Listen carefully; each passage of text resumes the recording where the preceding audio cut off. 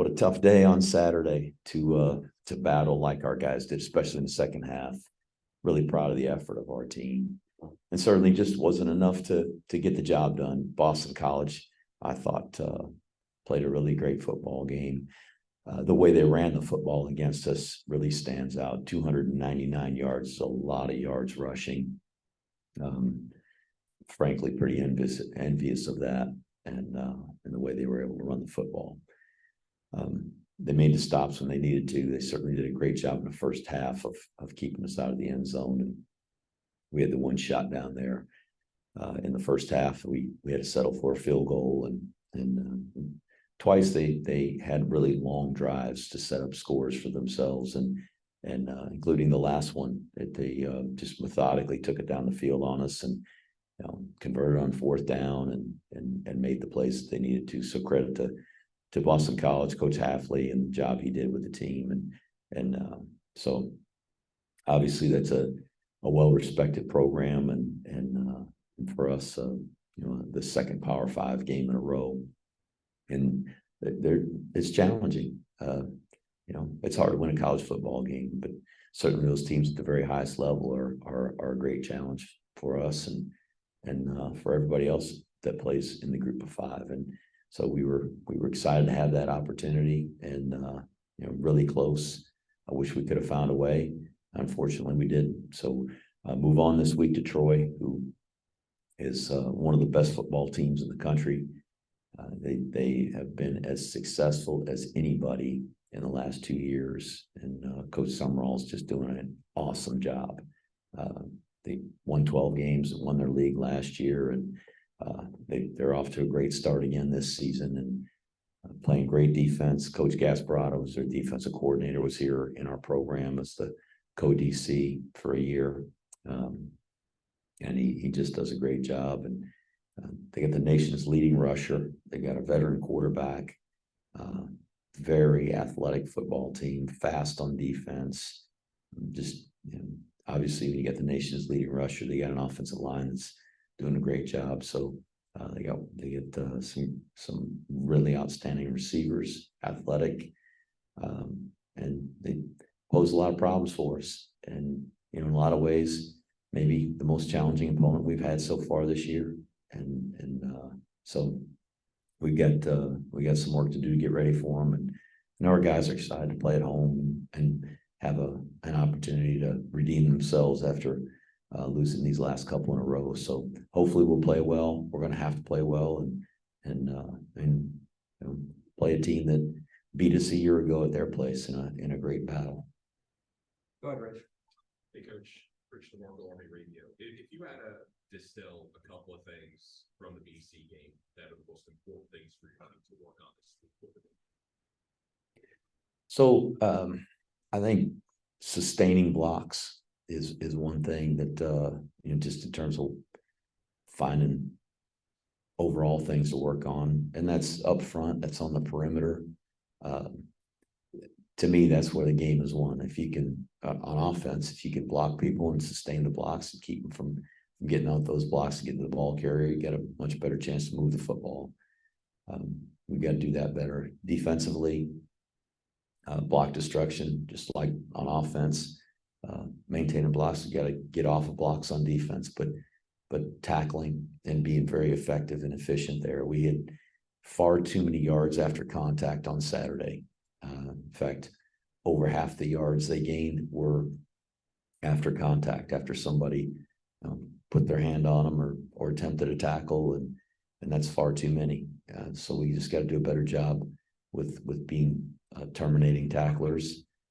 That has something to do with the opponent. They got athletic guys that are strong and powerful, but technique and fundamentals will help us there. So obviously want to focus on those two things and get better at those. There's several things to work on, but those are two I think fundamental elements that need to continue to be addressed. Jeff, what would you say about the resilience of your team? They've shown you through the years. What would you say about your team's resilience? These guys are tough, and they're mentally tough. And like any human being, when they suffer a loss or a failure, there's disappointment, there's discouragement. It's human nature. I'm discouraged, I'm disappointed. But what our team hasn't done is allowed that to affect their attitude, to come out to work and get better, and the effort that they put in. Our guys are playing the game really hard. They care deeply about each other. They care deeply about this program. And winning's important. It's important here. It's important in the Army. It matters to our guys more than just they want to win. I think our guys are willing to do the things that it takes to win, and they continue to show that with the way they practice and the attention to detail that they display in fundamental work, and just the speed that they play the game, and they try to play physical, and that doesn't mean other teams aren't physical and play the game fast, but our guys try to do that. So in that way they are resilient, and they're not going to cash it in. There's a lot of football left to play and a lot to play for. So they know that, and we're excited for the next opportunity. Thanks. Go ahead, Ken. Hey, Jeff, Ken McMillan, Times Herald Record. Jeff, to follow up Rich's question, how would you gauge the team's reaction come Sunday? Because having a win ripped from them in the final minute is really hard to bounce back from. It's hard to bounce back from that. I mean, like I said, it's human nature to be disappointed and discouraged. But our guys came back ready to work. They did a great job. The first thing they do when they walk in the building on Sunday is they've got a lift, and they're required to be there. The young guys come in first, and the veterans come in after that, and they get a lift, and that was very positive and very spirited. And then we come to meetings. We have a team meeting and kind of talk through the game, and then they go to position meetings with special teams and position meetings, and we can look at the things that we did on Saturday that were positive, look at the things that were negative, and learn from it. And again, you don't have the same pep in your step when you lose. If you do, then you're a loser.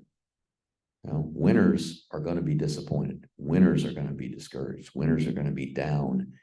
And losing stinks. It doesn't matter how it happens. Losing stinks, and it's, for a winner, it's hard to live with.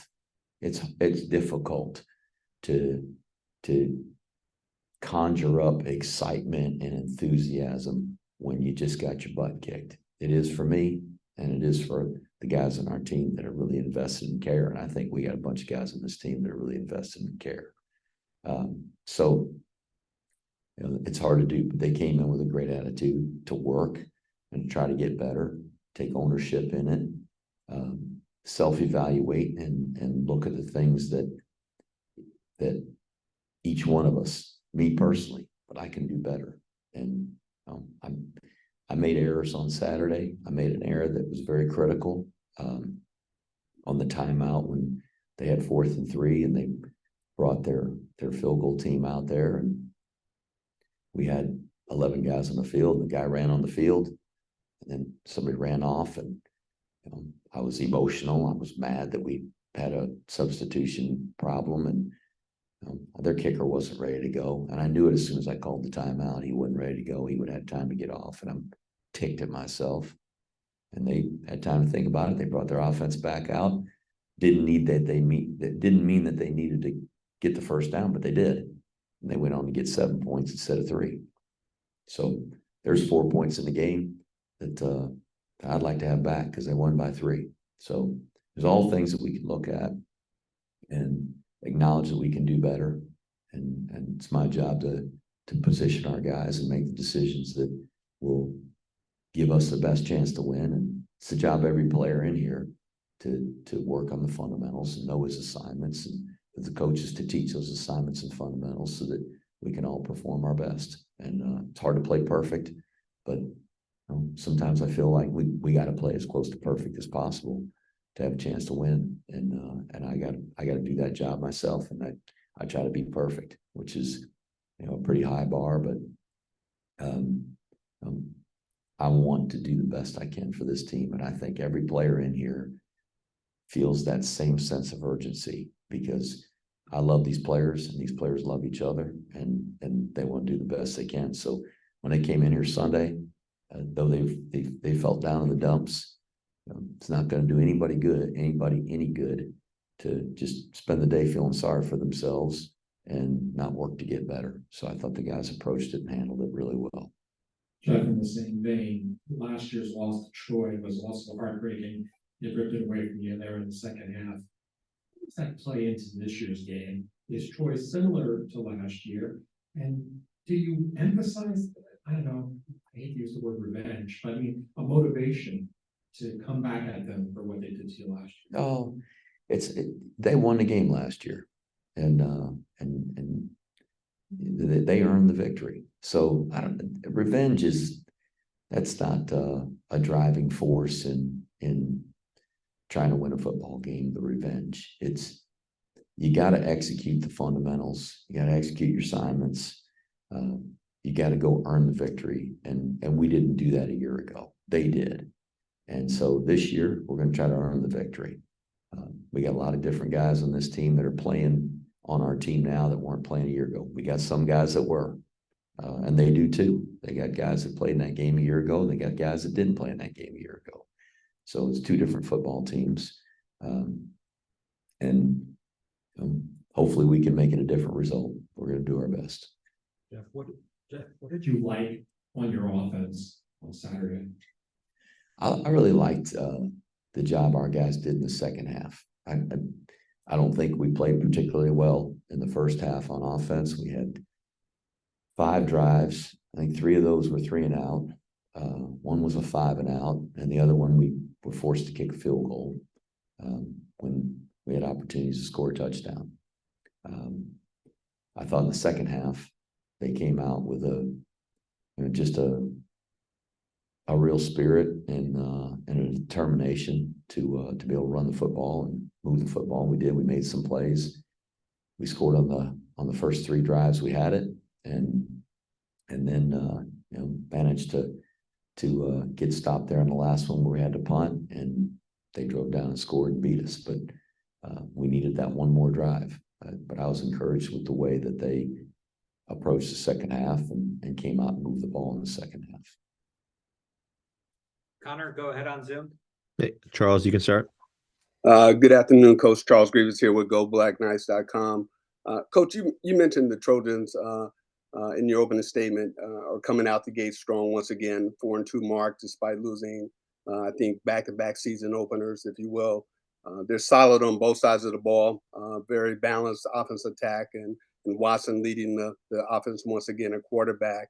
And they have a new DC who I believe is a Nate Woody disciple, and their defense has given up only 10 points the last 2 games. Can you compare them to anyone that you faced thus far when it comes to being equally strong and balanced on both offense and defense? It's hard to compare teams. I don't know how to do that. Each team is unique in what they do defensively and offensively. Their schemes, special teams included, which is a huge part of it. Greg Gasparotto is a terrific coach. As I said, he was here in our program for a year. He's got a history with Coach Woody, and he's smart. They're aggressive on defense. Being able to hold people to, as you said, 10 points or less that's playing pretty good defense. And so they've played some really strong opponents and done a good job defending them. And I have a lot of respect for Greg, and I have a lot of respect for Coach Summerall. He's a defensive coach, and I think his teams really reflect him as a coach. They're physical, they're tough, they play fast, great effort, and so just in terms of what they do defensively, I don't know how you compare, but I think they're one of the strongest defenses we've seen this year. And they might be the best. This might be the best team we faced so far this year. Very, very likely they are. And offensively, to be able to run the football as effectively as they have, and that running back. And why wouldn't you? He's a very talented player. He's got a good offensive line. They hand it to him. When that guy gains 100 yards, they win. And so obviously teams have to try to stop the run. We do too. But that, I look at how effective teams are running the football and stopping the run. And usually if they're good at those two things, you're going to see a winning record. And that's reflected in our game this week. Our opponent rushed the ball and ran the ball far more effectively than we did. And they stopped us better than we could stop them. And they won the football game. So I think there's a direct correlation to that. Their quarterback's playing better than he ever has in his career. He's been a very successful, very good quarterback, and I think he's playing his best football right now. So certainly some challenges, but they have a good football team. It's just hard to compare. Syracuse and Boston College play in the same league.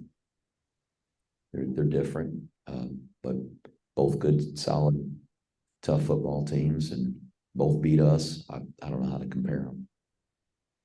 Okay, and my follow-up and final question, as you mentioned following the BC game, it was great to have Terrell back in the lineup, but we're also unsure of the status of wide receiver Isaiah Austin and running back Miles Stewart at this point. Can you provide us with the status as it relates to their availability for Saturday's contest?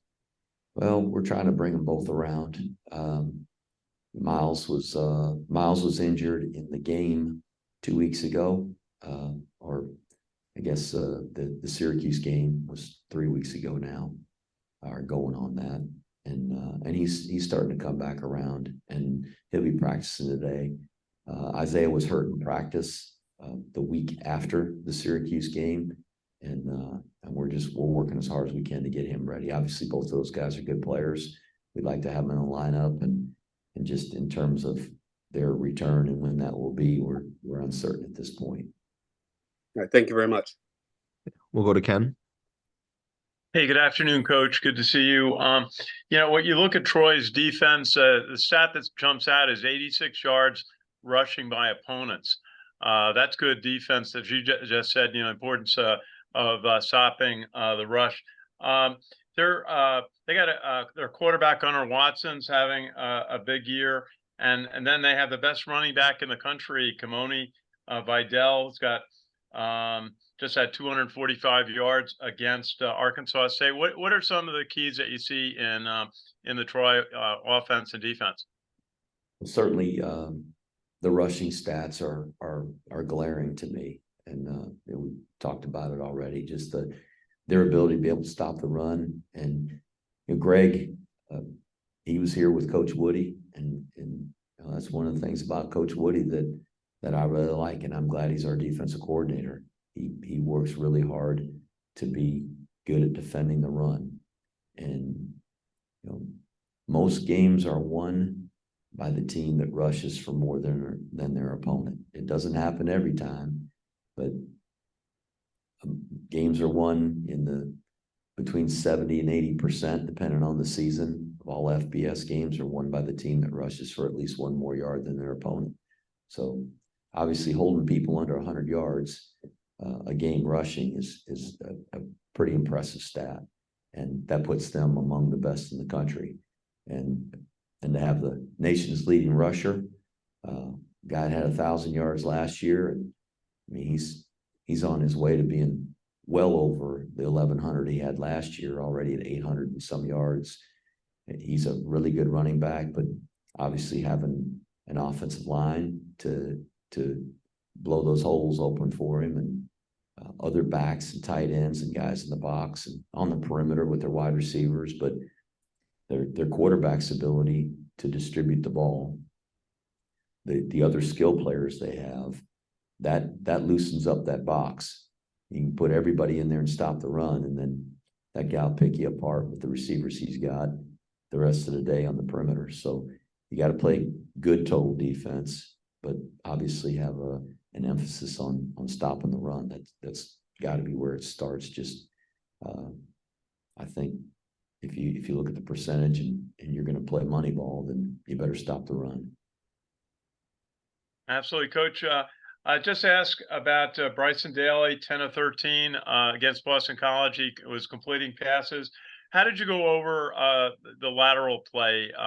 After in the post game, he said, you know, he's sinking his keys and he saw the man open to his left. Is that how do you evaluate a play like that afterwards? It was a forward pass. That was clear after watching the film, and the referee said that I saw it as a forward pass. The guy in the replay booth saw it as a forward pass, and the guy in Charlotte that watches all the plays saw it as a forward pass. So I assumed it was a forward pass at that point. What was unfortunate was we missed an assignment. So the guy that was tackling him, there was two guys on him. The guy on the outside closest to the sideline where he pitched the ball over his head was actually the pitch key. He fell back in on it late, and that's why he was able to toss the ball over his head. But the guy inside of him should have been blocked. And unfortunately, we missed the assignment. And I think probably it turns out a little bit different. That doesn't mean he's not going to pitch the ball out there if the guy falls back in, but he was getting tackled and you know, just tried to make a play. He had already secured the first down. So it was 3rd and 2 at the time, and he gained a couple of yards. So even if he got tackled right there and didn't pitch the ball, it was going to be 1st and 10. And I don't know that we want to make a habit of tossing it over people's heads, but you know, at that point, he's just trying to make a play. And we do in our offense tell those quarterbacks that, you know, if there's an opportunity to pitch it to your running back, and those guys should keep good pitch relationship. And he had pitch relationship. He was a couple yards behind him, but just as he's getting tackled and he tossed the ball, it was going forward, and he was able to run right through it. But you know, it's my grandma used to say, if dog rabbit. If we block the guy we're supposed to and we don't bust the assignment, maybe he just gets tackled or he runs for a few more yards and doesn't pitch the ball, or runs beyond the pitch key and pitches the ball backwards. Just kind of a series of unfortunate events, as they say. And then we had to punt. We had a 14-yard punt. They drive it down. They convert on 4th down to I guess a couple of times in that drive to get it down to the 1-yard line and beat us. So it was a really, you know, aggressive play. I like that our guys are playing aggressive. I like that he is. I think the more he plays, the more confidence he's gaining. And he did a good job completing some passes. You know, the one he'd like to get back is the one down on the goal line, the boot play that he overthrew the tight end. But he had a good game throwing the ball, and he ran the ball really hard. So it's just one of those things. It's one of the breaks of the game. A quick question, Coach. The right guard for Troy, Daniel King, 6'5", 335. Is he like an NFL prospect? Oh, I think they got a few NFL prospects on their team. He might be. I don't know. I'm not in anybody's draft rooms or anything like that, but I think he's a tremendous football player. But he's not the only one, and you know, that's a big guy. I'm just glad I don't have to feed him groceries at my house. I'd go broke. Thanks. Good play. Thanks, Coach. We'll go to Sal. Hey, Coach. I hope you're having a good one. Question on Tyrell. How do you think he handled his playing time against Boston College, and will you foresee his role against Troy on Saturday? I thought T-Rob did a great job, and to come out of that injury that he had and play with the confidence that he did on Saturday was, you know, just I was really, really proud of him. And the more he plays, the more he'll get to play. And obviously he didn't play every game of or every snap of the game. We played him in spots, and he made a really nice catch on the wheel route, had some good runs. And what I anticipate and hope for is that we'll be able to increase his load this week and in the weeks to follow, where he just becomes a guy that is in the condition that he needs to be in physically to be able to play an entire game. But when you've had an injury like that and you haven't experienced the pounding of a game and getting into game shape, it takes its toll on your body. You're going to be sore, and you're going to have other little things that show up and nag you as you start to get in condition. So what we didn't want to do was the temptation is, here's one of our most explosive players, one of our best players, and you want to play him on every snap. But had we done that to start the game, he might not have been there to make some plays in the second half. So I'm glad he's back out there. Our team's really excited to see him back out there. Nobody more happy to see 21 on the field than Tyrell himself. So he's good after Saturday. Feels good physically, so we're gonna keep pushing forward. One more on Tano Latuli. He got into the game a little in the second series, I think. That position beside Leolo in that Mike position, how you see that shaking out? Is it going to be a situational thing, or? He's a really talented football player, and a freshman. So he played in our prep school program, and was one of our best players in the prep school program. And so I think part of it, though you play in the same system in the prep school, there's just a lot more when you're playing on Saturdays in Mikey Stadium. There's more defense that's in. There's more you got to recognize, and the game is faster. And so he's a really talented player, and I anticipate him playing more and more as the season goes along. As for the rest of the guys at that position, I think we've got a good group of linebackers. Obviously, Leo being our leading tackler, but Caleb Fortner's done a really good job. He's earned the starting position there, and is playing pretty well. He had had a couple of things on Saturday. The long run, the 50-yard run, he kind of just overplayed that. He's got to stay behind that one, and he knew it as soon as he did it. But he's a tough, physical, aggressive player. Really like him, and very conscientious. But there's other guys there too. As we mentioned, Tano Latuli.